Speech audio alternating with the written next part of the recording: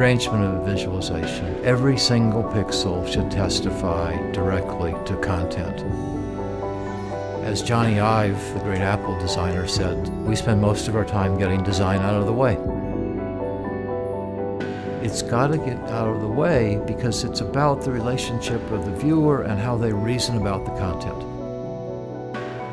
Style and aesthetics cannot rescue failed content. If the words aren't truthful, the finest optically letter-spaced typography won't turn lies into truths. There are enormously beautiful visualizations, but it's as a byproduct of the truth and the goodness of the information. The big steps in showing information began all with cartography about 6,000 years ago when the first map was scratched into a piece of stone. And that has wound up now with the most widely seen visualization in the world, which is Google Maps, where people are using a visualization to actually do something.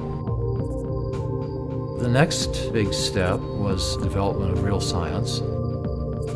Galileo got his telescope going. He saw things that had never been seen before. He made beautiful drawings of sunspots, and he watched the sun for about 40 days, and he did engravings of the sunspots, so he visualized what he saw. And so the history of visualizing data is very substantially a history of science.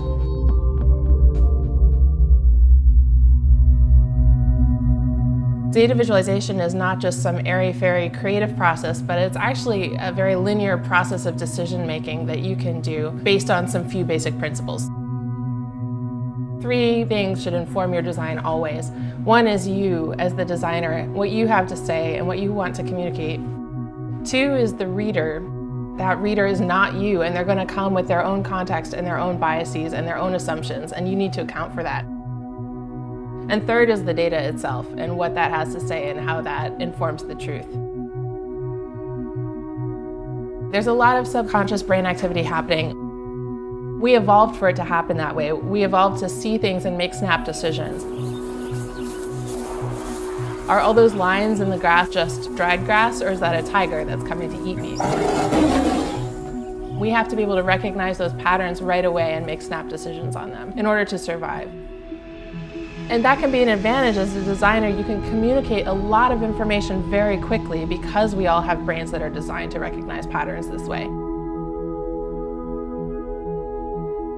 But also, there's the emotional impact. We react to design and to art and to the aesthetics of a piece just as much as we react to the information contained in it.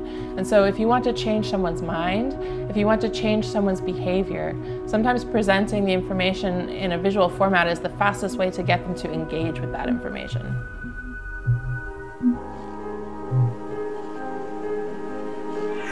Truth is one of those ambiguous things that you can't really define and probably changes and evolves the more understanding you have.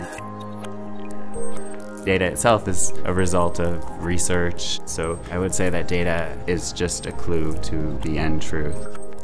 I think a successful infographic tells a story. It communicates hopefully accurate and sometimes complicated data in a way that many people can understand.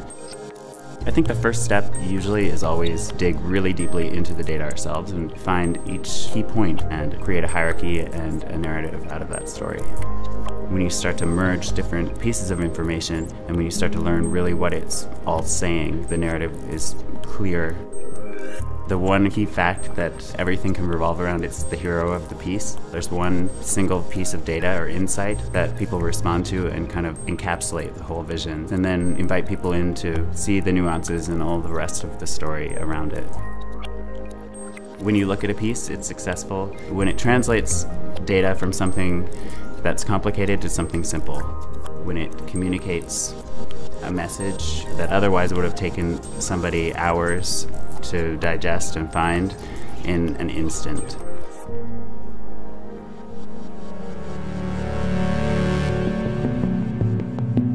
My deepest interest lies at the boundary between data and culture. Data are measurements of something. And in very many cases, those some things that we're talking about are human systems. We're dealing with data systems that are larger than anything that humans have ever built or experienced before. And these really large systems, things happen within them that are emergent. For example, GateChange combines shot footage from airports for pretty much every airport in the world, and then air travel data as well. So the central idea was to show people that every time that you're in an airport, you are standing on the surface of a system that is almost too complex to comprehend. At any given time, there are more than 1 million people in the air.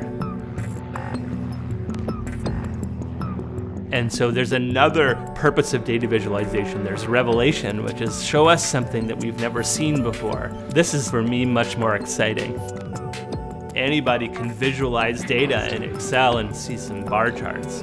For me, it's about showing them something in this kind of loose narrative frame that they can interpret. So we show them some pieces of the picture, and the idea is that they can sort of stand back from that and watch it pass for a little bit and come out of it with some deeper understanding. Part of it is leaving it open to interpretation, but part of it is also not really knowing. I don't have some masterful understanding of this system that you don't. I have some ideas about how these systems might be changing and how they might be growing and how they might be important to our culture and society. And I want to share some of those ideas with you, and maybe you can put together something that I wouldn't have been able to put together. I think in general audiences are a lot smarter than a lot of people think. So it's not know your audience, it's respect your audience and really know your content. That's what you should be knowing and reasoning about.